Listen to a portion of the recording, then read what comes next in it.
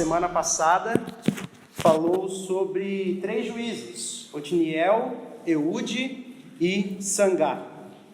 E hoje nós vamos ver o capítulo 4 e brevemente o capítulo 5 do livro de Juízes. Antes de iniciar, eu gostaria de fazer uma ilustração sobre o que nós vamos falar hoje. Existe uma trilogia de filmes chamada Senhor dos Anéis, muito conhecida, talvez a melhor trilogia de filmes já lançada. O último filme da série é o filme que mais ganhou estatuetas do Oscar de todos os tempos, e não é de se espantar. Os filmes são baseados nos livros de Tolkien, O Pai na Fé, de C.S. Lewis. E o livro conta a história de Frodo. O personagem principal é Frodo. E ele recebe uma missão que é um pouco auspiciosa para alguém do seu tamanho e para alguém da sua origem. Frodo recebe a missão de tentar destruir um anel, chamado de o Anel do Poder, porque quem o possuísse poderia dominar o mundo. E Frodo precisava destruir esse anel para que a força das trevas não se instaurassem no mundo. E o problema é que o anel não possuía apenas poderes especiais, mas o anel possuía aqueles que estavam ao seu redor. O anel a todo momento tentava Frodo, corrompia o coração de homens, para que a missão fracassasse. E quanto mais Frodo chegava perto da montanha para destruir o anel, mais o fardo dele em carregar aquele artefato se tornava pesado, mais ele era tentado. E eu acredito que essa é uma vívida ilustração para aquilo que nós estamos falando aqui. O ídolo se torna um fardo pesado com o qual nós nos acostumamos a andar. E quanto mais nós andamos com o nosso ídolo, com aquilo que possui em nosso coração, mais difícil é prosseguir a caminhada. Mas a imagem final é a mais épica do filme. São 3 filmes de mais ou menos 4 horas cada um, para chegar lá no final, Frodo destruiu o anel, e de repente ele decide, eu não vou destruir não, eu quero usar o anel. E então ele entra numa briga com um dos seus inimigos, e então, por acaso, sem querer, o anel é destruído, e Frodo acorda. E eu penso que, assim como Frodo, ou nós destruímos os ídolos do nosso coração, ou eles vão nos escravizar.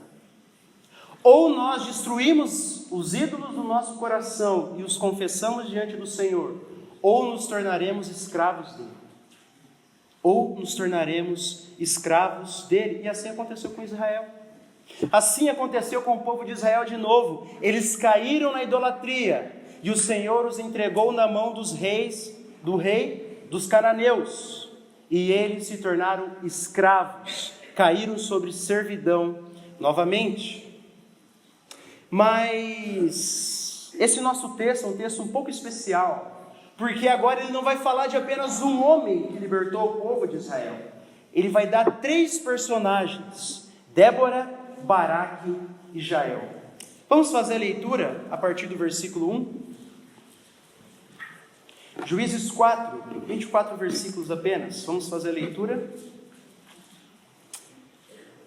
Os filhos de Israel tornaram a fazer o que era mal perante o Senhor, depois de falecer Eude.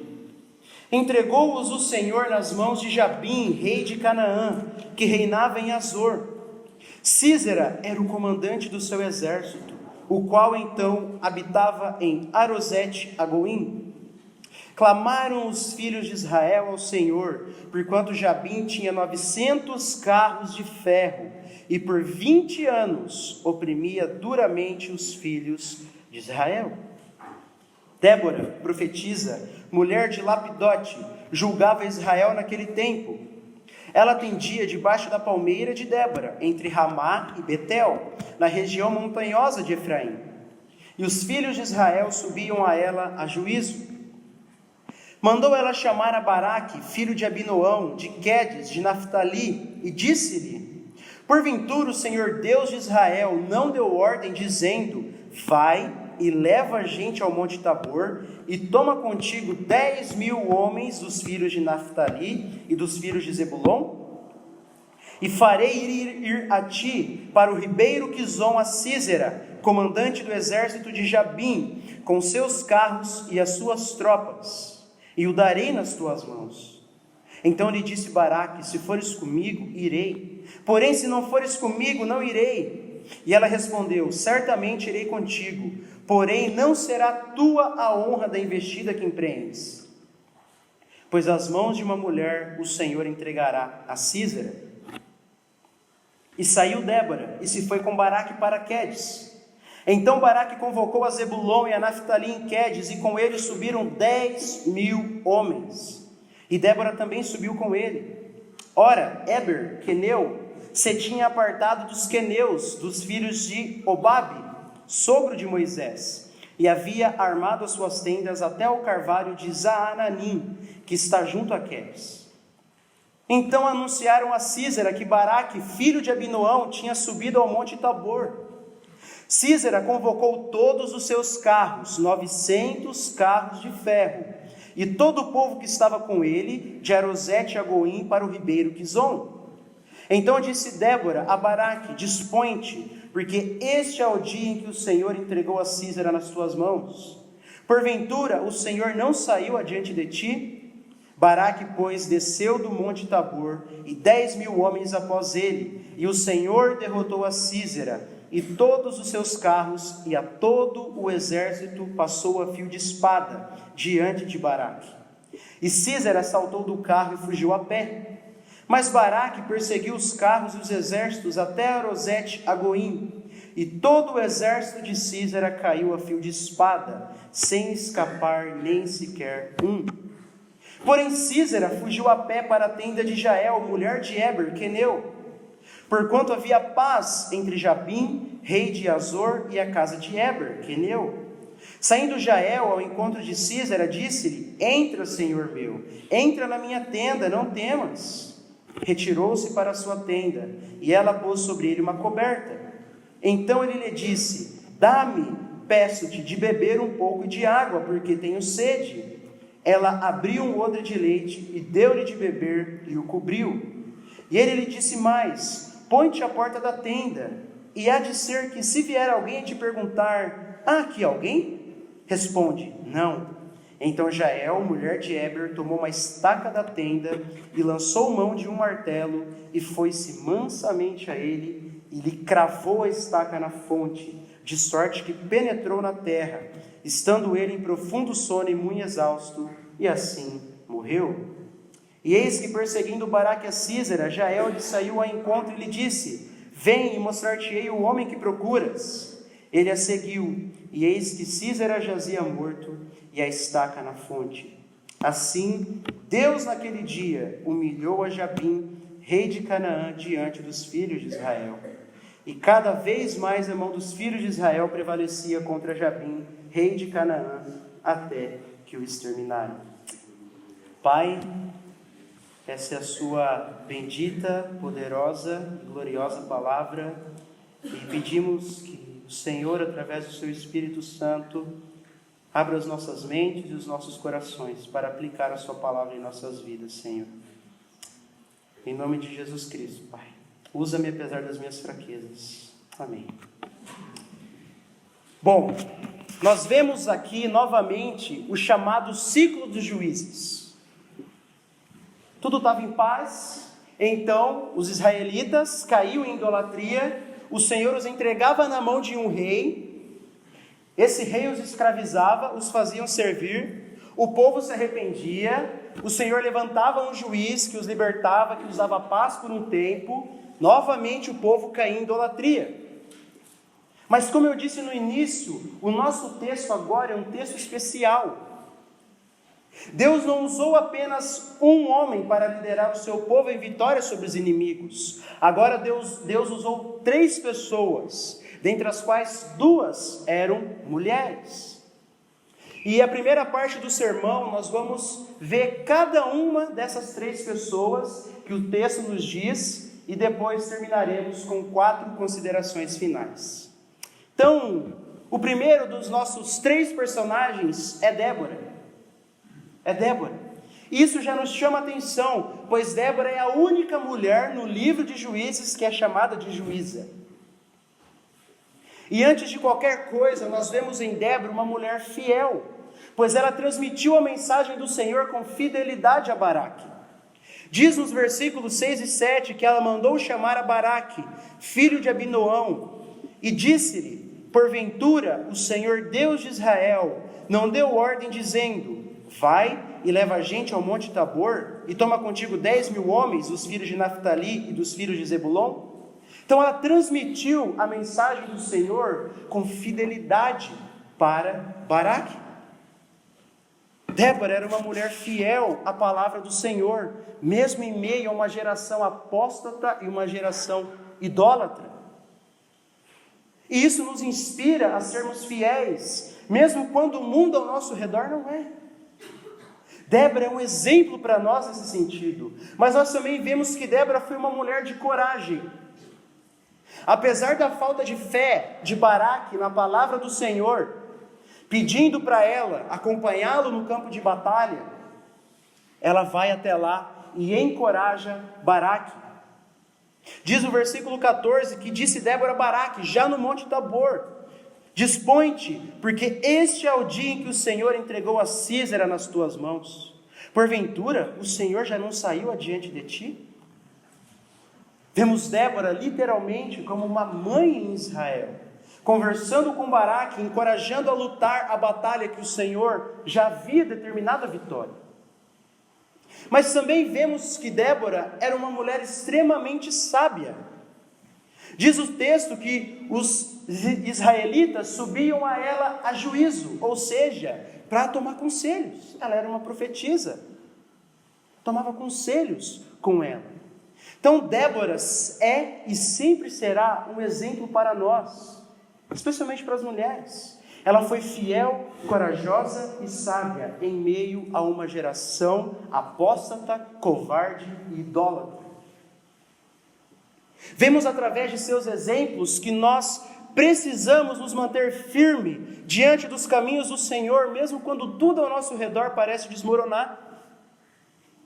A nossa sociedade de hoje está indo de mal a pior, a moral está se perdendo, a ética judaico-cristã está sendo deixada de lado. Querem normalizar aquilo que a palavra de Deus abomina. Mas ainda assim somos chamados a, como Débora, nos mantermos fiéis diante de uma sociedade apóstata. Somos chamados a, como Débora, nos apegarmos às palavras do Senhor e nos posicionarmos, não somente dentro da igreja, mas na nossa sociedade, no nosso trabalho, nas universidades, nas escolas. Débora é um exemplo para nós de fidelidade em meio a uma geração infiel. Só que nesse ponto eu preciso fazer um comentário sobre esse texto. Infelizmente, esse texto de Débora tem sido deturpado e usado para defender a ordenação feminina dentro das igrejas. Eu preciso fazer esse comentário porque esse é o principal texto usado. E o pastor Flávio já ensinou isso na nossa EBD sobre eclesiologia. E o texto de Débora não pode ser usado, não deve ser usado para afirmar que mulheres podem ser pastoras ou pregadoras em culto público. O pastor Flávio já falou sobre isso, eu só vou aqui reafirmar. Primeiro, Débora não exercia uma liderança nacional. Diz o texto no versículo 5 que ela atendia debaixo de uma palmeira. Debaixo de uma palmeira, que era chamada de palmeira de Débora, entre Ramá e Betel, na região montanhosa de Efraim. E os filhos de Israel subiam a ela a juízo. Ela não exercia juízo nas cidades, e nem sobre o povo todo congregado. Segundo, além dela não exercer a liderança sobre o povo, ela incentivou a liderança masculina. Débora convidou a Baraque e falou: Baraque, vai meu filho, chama os homens e vai para a guerra, Baraque. Portanto, ao invés dela reivindicar para si a liderança e a autoridade, ela confirmou e exortou a Baraque. É por isso que quando Baraque se acovarda, ela fala para ele o que ele ganharia com isso, que era humilhação. Ela diz: certamente irei contigo, porém não será tua a honra da investida que empreendes, pois às mãos de uma mulher o Senhor entregará a Císera. Terceiro, o texto não diz que ela era sacerdotisa. Era papel do sacerdote ensinar a palavra de Deus para o povo no tabernáculo. Débora não fazia isso. O texto é bem claro em dizer que Débora atendia de maneira particular a quem a procurava para transmitir a mensagem de Deus. E por último, a Bíblia vê o fato de Débora ser uma juíza como uma reprovação pela falta da liderança masculina. Quando traduzimos literalmente o versículo 4, fica mais ou menos assim: e Débora, uma mulher, uma profetisa, a mulher de Lapidote, julgava Israel naquele tempo. Samuel quer passar a imagem de que tem algo errado. Assim como no caso de Eude, ele deixou bem claro que ele era deficiente da mão direita, agora ele está deixando bem claro que tem algo errado. Está faltando a liderança de homem aqui. Os homens estão se acovardando. Portanto, a história de Débora deve nos encorajar, como homens e como mulheres, a assumirmos os papéis que o Senhor nos designou, e não usurparmos os papéis uns dos outros. Mas vale também lembrar que Débora está entre os 12 juízes. Ela está entre os mais piedosos e os mais parecidos com Cristo. Olha a vida de Sansão, olha a vida de Gideão. Jefité fez um voto totalmente irracional. Débora é um dos juízes que mais aponta para Cristo. Mais aponta para Cristo. Então, não dá para deturpar esse texto de Débora. Ela é uma mulher fiel, sábia e corajosa, e esse é o exemplo dela para nós. As pessoas que pegam esse texto e deturpam, estão manchando aquilo que Débora representa e deve representar para a igreja de Cristo. O segundo personagem de nosso texto é Baraque. E o texto deixa bem claro, ao contraste de Débora, que Baraque era um covarde, que duvidava da palavra de Deus. O texto é bem claro nisso. Quando Débora, a profetisa, foi falar com ele para lhe entregar a mensagem do Senhor, e falou: o Senhor já te entregou. Ele falou: se você for comigo, eu irei. Se você não for, eu não irei não. Eu não consigo entender o que Baraque, um guerreiro, queria que uma mulher o acompanhasse na batalha. Não dá para entender o que ele queria que ela fizesse lá. Talvez para ela ser uma mulher corajosa, uma mulher fiel, ele ficou meio amedrontado e a chamou. Mas guerra não era lugar de mulher. Guerra não era lugar de mulher. E por isso, por causa da sua vacilação, por causa da sua incredulidade, Débora diz no versículo 9: pois às mãos de uma mulher o Senhor entregará a Císera. A NVI traduz isso um pouquinho melhor. Ela diz assim: devido a essa sua atitude, Baraque, o Senhor vai entregar a Císera nas mãos de uma mulher. E meus irmãos, para a gente entender um pouquinho sobre isso, a gente precisa nos lembrar que naquela época, perder a honra na batalha para uma mulher indicava que você era um covarde e não tinha habilidade. Porque a guerra não era lugar de mulher, guerra não era. Então você perder a honra para uma mulher, era uma humilhação muito grande. E Baraque até aqui, ele é um exemplo que não deve ser seguido por nós. Não devemos nos acovardar diante das circunstâncias, mas devemos confiar em nosso Deus e cumprir aquilo que Ele nos designou. Baraque deveria ter ouvido a voz do Senhor, crido na voz do Senhor e feito aquilo que o Senhor o havia ordenado. Mas há um outro lado de Baraque. Baraque, em Hebreus 11, está na lista dos heróis da fé. Baraque está na lista dos heróis da fé, e o motivo pelo qual eu acredito que ele está nos heróis da fé é que mesmo ele recebendo a disciplina do Senhor, sendo humilhado em perder a honra da batalha para uma mulher, ele aceita a disciplina do Senhor e vai. Ele aceita a repreensão do Senhor e vai. Nós devemos honrar Baraque por isso, porque ele podia ter falado assim: como assim? Eu sou o general do exército de Israel. Como que o Senhor vai dar a honra para uma mulher?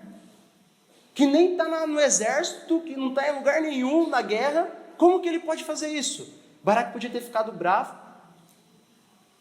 podia ter ficado chateado e ter partido. Mas ele aceitou a repreensão do Senhor. Ele aceitou a repreensão do Senhor. Isso nos ensina que a disciplina do Senhor deve nos levar à obediência. Devemos aceitar a disciplina do Senhor. Foi o texto que nós lemos agora há pouco. O Senhor disciplina a quem Ele ama. E outro motivo pelo qual eu acredito que Baraque é um herói na fé é porque a missão dele, aos olhos dos homens, era uma missão suicida.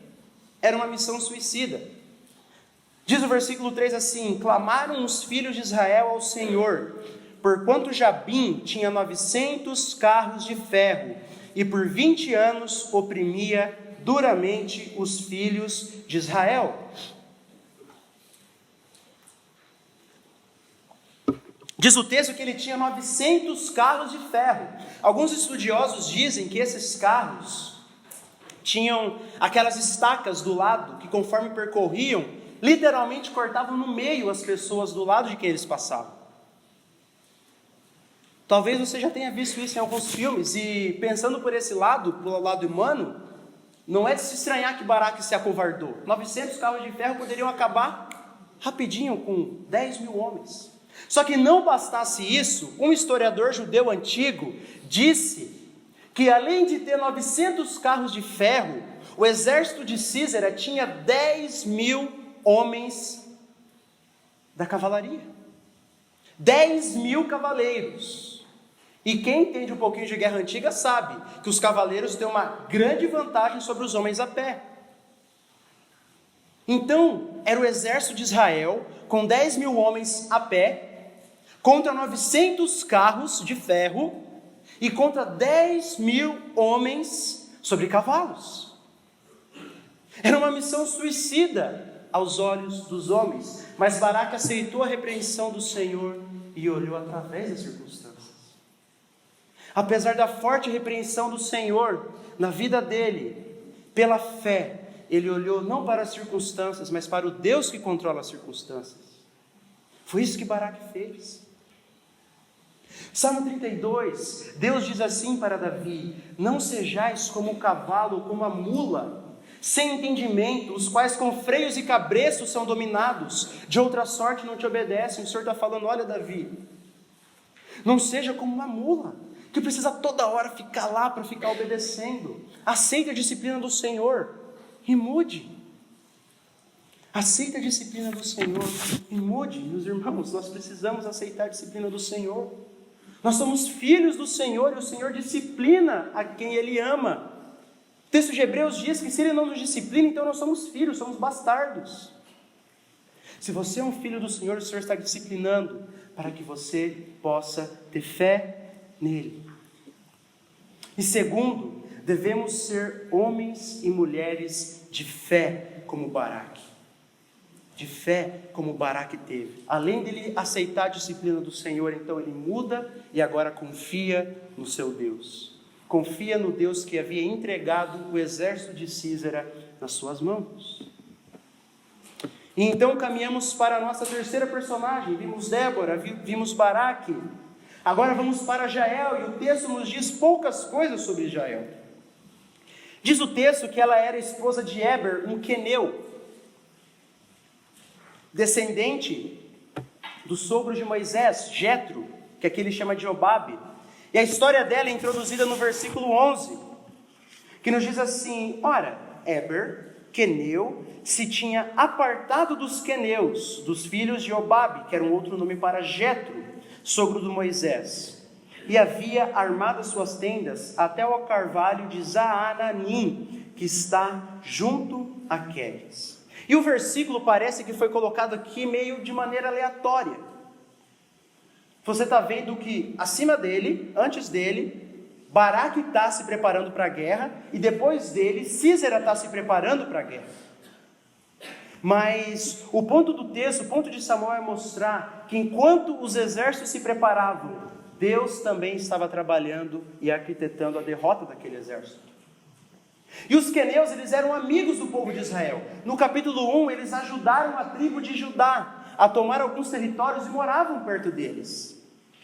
Mas o versículo 17 nos diz que Eber, o clã de Eber, a família de Eber, havia se apartado desses queneus, que eram amigos de Israel, e feito amizade com os reis dos cananeus, com Jabim.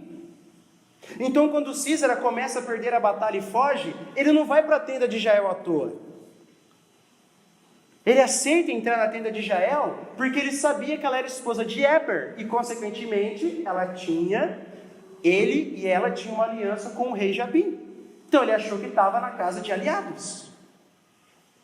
Então, o texto continua dizendo, e diz que Débora pegou uma estaca, pegou um martelo e então enficou na cabeça dele.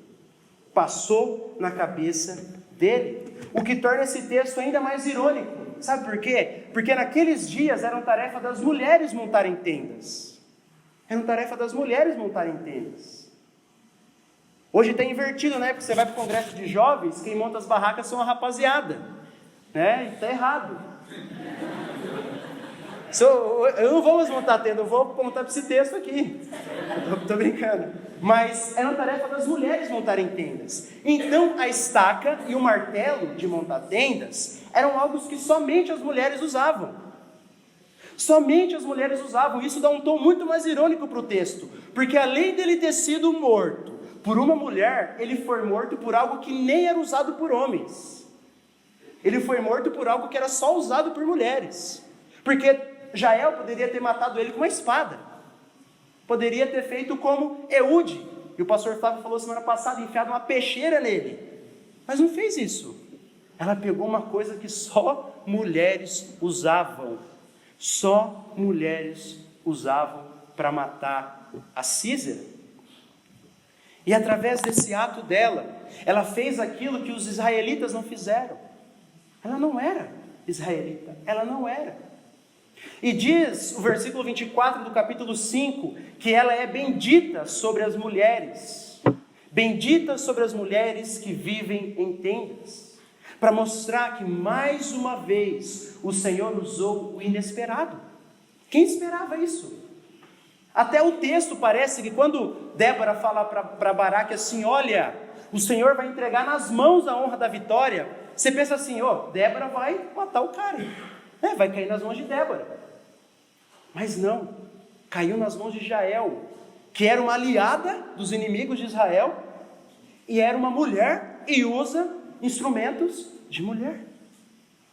Deus usou pessoas inesperadas, ele já vinha fazendo isso desde Eude, que era um deficiente da mão direita.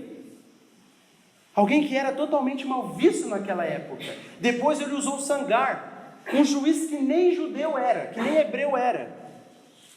Depois o texto nos mostra Débora, que era uma mulher, junto com Baraque, que era um guerreiro medroso, e Jael, que além de ser estrangeira, fez o que um guerreiro deveria ter feito. Meu irmão, qual a sua desculpa para servir o Senhor? Qual a sua desculpa? O Senhor usou os improváveis aqui. O Senhor está usando os improváveis aqui. E como nós vimos na semana passada, com o pastor Flávio, o Senhor quer usar você. Hoje a nossa luta não é mais contra carne e sangue. Você não precisa mais pegar em arma. Você não precisa. Deus não tem mais um povo étnico agora. Deus tem a igreja. Não temos mais um território aqui. O nosso lar não é aqui. Não precisamos mais lutar. Mas a nossa luta é bem vívida ainda contra o pecado. A nossa luta é bem vívida ainda para que o Evangelho seja anunciado por entre as nações. É por isso que nós lutamos. A nossa luta é pela causa de Cristo, pela causa de seu povo e pela causa da sua igreja. Em servir a igreja de Cristo, em ajudar a igreja de Cristo, em expandir a igreja de Cristo. O que temos feito por isso? Será que temos contribuído com o avanço do Evangelho no mundo? Nós temos orado, investido e feito missões? Você tem feito isso? Você serve a igreja de Cristo? O fato de nós termos missionários do outro lado do mundo, enviados pela nossa igreja, não nos isenta da nossa responsabilidade pessoal de se envolver com missões. Não nos isenta. Nem todas as tribos de Israel participaram dessa batalha. E o capítulo 5 vai falar quem participou e não participou. Mas uma tribo em específica, uma cidadezinha específica, é dita lá no versículo 23 do capítulo 5. Olha comigo lá.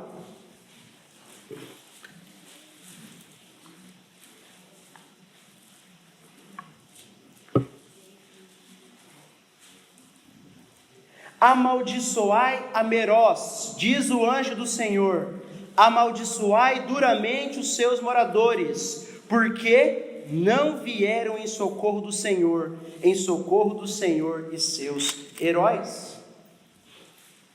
Deus estava amaldiçoando aquela cidadezinha, que não era de uma tribo em específica, por não ter participado da batalha. Deus, ele não precisa de ajudantes, mas Ele nos dá a maravilhosa graça de participar daquilo que Ele tem feito no mundo, daquilo que Ele tem feito nas escolas, daquilo que Ele tem feito no Brasil. E é tempo de perguntar: o que nós temos feito por Ele? Morri por Ti, que fazes Tu por mim? Que fazes Tu por mim? E agora, meus irmãos, eu quero entrar na segunda parte do sermão e eu quero partir para as considerações finais desse texto. Eu comecei o sermão dando o exemplo de Frodo. Frodo idolatrava aquele anel acima de todas as coisas, pois lhe dava poder para controlar as coisas. E o povo de Israel idolatrava os ídolos das nações, atrás de fama, de riqueza, de prosperidade. Talvez você não idolatre um anel, ou poste ídolos, mas um sábio homem, chamado João Calvino, dizia assim: o coração do homem é uma fábrica de ídolos. Sabe o que ele quer dizer com isso? Que nós pegamos coisas que são boas em si e a transformamos em ídolos. Somos fáceis em fazer isso. Será que você não idolatra a sua aparência? Deixa eu te fazer uma pergunta. Você passa mais tempo orando e lendo as Escrituras ou passa mais tempo se arrumando para o culto? Você passa mais tempo na academia para ficar malhado para os outros te verem? Ou mais tempo em seu quarto se derramando perante o seu Senhor? O errado não é você fazer exercício físico, mas qual a motivação? E às custas de que você está fazendo isso? Será que eu não idolatramos o nosso trabalho? Será que o nosso trabalho não tem esgotado todas as nossas energias e tem feito nós faltarmos com responsabilidade com os nossos cônjuges, com os nossos filhos, com a nossa igreja?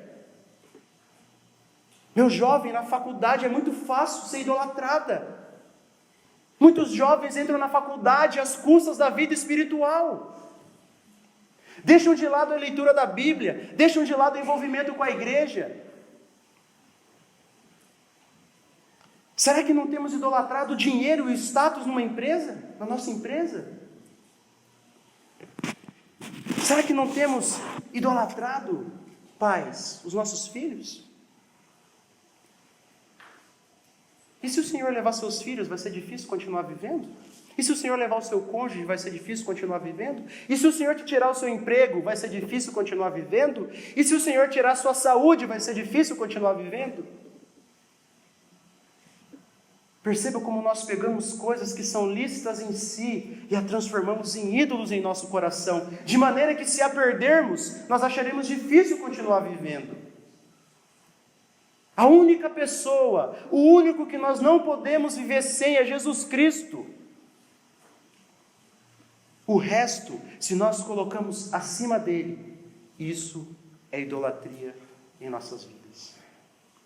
E a primeira das considerações é que uma vida de idolatria, uma vida em idolatria, leva a uma vida miserável. Volta para o capítulo 4, irmãos. A primeira coisa que o texto nos mostra é que novamente os filhos de Israel, tornaram para caminhos tortuosos, novamente. Olha o versículo 1. Os filhos de Israel tornaram a fazer o que era mal perante o Senhor depois de falecer Eude. Talvez você esteja pensando, mas de novo? Será que esse povo não aprende? Toda hora a mesma coisa. E esse é o meu argumento aqui. Uma vida em idolatria nos leva ao constante fracasso. Deus havia prometido coisas maravilhosas para esse povo nessa terra. Se eles fossem obedientes a Deus, Deus os abençoaria e cumpriria todas as promessas que tinha feito. Em Deuteronômio, capítulo 7, a partir do versículo 12, o Senhor fala das bênçãos que seriam decorrentes da obediência. O Senhor falou: olha, se vocês forem obedientes e não servirem aos deuses das nações ao seu redor, a terra de vocês vai ser frutífera. Vocês não vão ter doenças, não haverá mulher estéril e nem animal estéril. Vocês serão os mais benditos de todos os povos. Essa era a promessa do Senhor para Israel. Mas o povo não quis ouvir ao Senhor. O que isso nos ensina, meus irmãos, é que uma vida em idolatria é uma vida inconstante. Nós vemos esse ciclo em Juízes. Esse ciclo. O povo está em paz, adora ídolos, vai descendo, vira escravo, se arrepende, o Senhor liberta, vai subindo. Uma vida em idolatria nos leva a uma fé inconstante. Uma fé montanha-russa, uma hora a gente está em cima, outra hora a gente está embaixo, outra hora a gente não sabe se está indo para a direita, para a esquerda, se está virando pirueta, a gente não sabe. Porque uma vida com um ídolo no coração leva a uma fé inconstante. Vai nos levar para longe do Senhor, vai nos levar para a mediocridade. E vai nos fazer, como Israel, a não desfrutar das bênçãos de Deus para a nossa vida. E uma fé inconstante nos levará, por fim, ao fracasso total. Talvez nós não estamos progredindo na fé porque temos um ídolo em nosso coração. Talvez nós não estamos crescendo no conhecimento e na graça do Senhor Jesus porque temos um ídolo escondido no nosso coração. E a pergunta que fica é: quem ou o que você está e eu estou idolatrando? Mas há uma segunda coisa. Uma vida em idolatria leva à constante disciplina do Senhor. Nós bem sabemos que quando os israelitas caíam, Deus os entregava na mão de um rei que os escravizava. E isso por si só não é algo ruim. Isso mostra que somos filhos de Deus. Se recebemos a disciplina do Senhor, somos filhos de Deus. E o texto de Hebreus 12 que nós lemos no início diz que, no primeiro momento, a disciplina não parece algo bom, algo que nos deixa alegre. Quando a gente apanhava dos nossos pais, a gente não apanhava rindo. É verdade, tem criança que apanha rindo, né? Mas a gente não apanhava feliz. No primeiro momento, a disciplina não parece ser motivo da alegria, mas depois produz frutos de justiça e frutos de paz. Deus disciplina a quem Ele ama, e Ele pode fazer isso de diversas formas. Ele pode fazer diretamente, Ele pode usar o governo, como Ele usou aqui em Israel, algum governo. Ele pode usar os nossos pais, que estamos debaixo da autoridade deles. Ele pode usar os nossos irmãos. Ele pode usar a igreja. A disciplina na igreja é um ato de amor. Cristo, o amor em pessoa, instituiu a disciplina eclesiástica. Cristo, o amor em pessoa, instituiu a disciplina eclesiástica. É por isso que fazemos. É um ato de amor do Senhor em nossas vidas, porque somos filhos. Por isso, meus irmãos, se o Senhor está nos disciplinando, não podemos endurecer a cerviz nossa. Não podemos endurecer o nosso coração. O Senhor também me disciplinou com esse texto. O Senhor também me exortou com esse texto. Mas a pergunta que fica é: o que nós faremos com essa disciplina do Senhor? Vamos permanecer mais duros? Ou vamos aceitá-la e caminhar para a obediência? Juízes, continua a história, depois vai passar para o 1º e 2 Samuel, onde é instituído o reino de Israel, um rei sobre Israel. Depois vai vir Jeroboão e Roboão, haverá separação das tribos, e a tribo do sul continuou com a linhagem de Judá, com a linhagem de Davi, e a tribo do norte caminhou em idolatria por seus próprios caminhos. E em 2 Reis, capítulo 17, diz o texto que o Senhor então os entregou e saiu da presença deles. Sabe qual é o problema? O problema não é quando o Senhor nos disciplina. O problema é quando o Senhor não mais nos disciplina e fala: ah é? Quer continuar em desobediência? Então vai. O problema não é quando o Senhor nos disciplina. O problema é quando Ele nos entrega aos nossos próprios desejos. Esse é o problema. Meus irmãos, logo no início dos 10 mandamentos, o Senhor diz assim: não terás outros deuses diante de mim. Primeiro mandamento: não farás para ti imagem de escultura, nem lhes prestarás culto. Segundo mandamento: porque eu sou o Senhor teu Deus, Deus zeloso. Deus é Deus zeloso. E Ele não vai tolerar dividir o trono do seu coração, nem do meu coração, com ninguém. Ele não vai tolerar. Deus é Deus zeloso. Por isso precisamos confessar os nossos ídolos. Confessar os nossos ídolos. A terceira consideração é que uma vida de idolatria leva a uma vida em incredulidade. Vemos que Débora trouxe uma mensagem do Senhor para Baraque e ele duvida.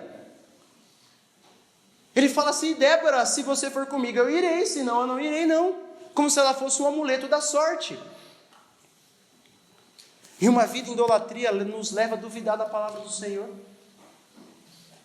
Aquilo que a Bíblia diz que é pecado, já não é tão pecado assim. Deus já não é tão bom quanto Ele parece. Deus já não é tão justo quanto a Bíblia diz que Ele seja. Nos leva a duvidar da palavra do Senhor. A palavra de Deus perde valor. A confiança em Deus já não é mais um alvo na vida. A palavra pregada já não tem mais a mesma validade. E isso tudo porque o ídolo em nosso coração vai tomar o lugar de Deus e vai nos fazer escravo, se não lançarmos fora. Por isso nós precisamos confessar os nossos ídolos. Por isso precisamos destroná-los do nosso coração. E eu queria encerrar com a última consideração e dizer que uma vida em idolatria tem cura. Diz o texto no versículo 23, olha comigo: assim Deus naquele dia humilhou a Jabim. Olha o versículo 15: e o Senhor derrotou a Sísera e todos os seus carros. A vitória veio de Deus, não de Débora, nem de Baraque, nem de Jael. Foi o Senhor que os entregou nas mãos de Baraque. Diz o versículo 20 e 21 do capítulo 5 que o Senhor fez chover. Provavelmente transbordou o rio Quizon. E aí, os carros de ferro já não tinham validade. Está chovendo, transbordaram os rios. Você acha, pensa comigo, você acha que Sísera levaria os carros dele para perto de um rio se o tempo tivesse para chuva? Você acha? Claro que não. Ninguém levaria. O Senhor interviu milagrosamente nessa batalha. Fez transbordar o rio de Quizon. E então os carros e cavalos de Císara já não tinham tanta validade assim. E o propósito final desse texto, meus irmãos, é mostrar que não vamos vencer uma vida de idolatria se não confiarmos naquele que já venceu por nós. Se não confiarmos naquele que já venceu por nós. Débora, ao encorajar Baraque no versículo 14, ela diz assim: porventura o Senhor já não subiu adiante de ti? Baraque, você ainda está aqui, mas o Senhor já foi. Uma vida em idolatria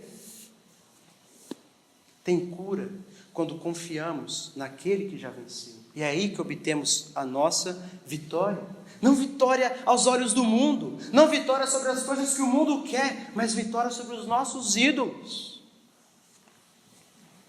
O livro de Juízes é um lembrete constante de que o único juiz e libertador perfeito é Jesus Cristo, e Ele é aquele que já venceu. 1 João nos diz que todo aquele que é nascido de Deus vence o mundo, mas que essa é uma batalha diária, que mesmo já ganha, mesmo já encerrada, só vai acabar para a gente no último dia, quando Cristo vier. Deus é misericordioso. Apesar das constantes quedas de seu povo, o Senhor sempre está pronto para ouvi-lo. Um coração quebrantado e contrito não despreza o Senhor. O que tem tomado o nosso coração? O que tem tomado o nosso coração? O que tem ditado as regras? Quem domina o seu tempo? É o Senhor e a sua palavra? Quando Cristo diz assim: olha, quem quiser vir a mim e não negar a pai, a mãe, a filhos, a irmãos, a irmãs, a esposa, quem vir a mim e não amar menos a essas pessoas, e a si mesmo, não é digno de mim. Nós, para seguirmos a Cristo, precisamos abdicar de tudo, de tudo. O nosso tempo já não é mais nosso tempo. Quem dita as regras do nosso casamento já não somos nós, ou o que o mundo tem a dizer, mas as Escrituras e Deus. Quem dita as regras da nossa vida e nosso trabalho é o Senhor, porque a nossa vida não é mais nossa, a nossa vida é do Senhor. O Senhor nos tirou de um reinado de pecado e agora nos colocou de um reinado sob os pés de Cristo. Cristo é nosso Senhor, Ele é o dono da nossa vida. Ele é quem deveria estar entronizado. Ele é quem deveria estar entronizado. O que tem tomado os nossos corações é a saúde. Se o Senhor tirar a sua saúde, se o Senhor tirar a sua saúde, são seus filhos, um cônjuge, o dinheiro. Veja, são coisas que não são ruins em si. O problema é quando a elevamos acima de Cristo. Quando a elevamos acima de Cristo.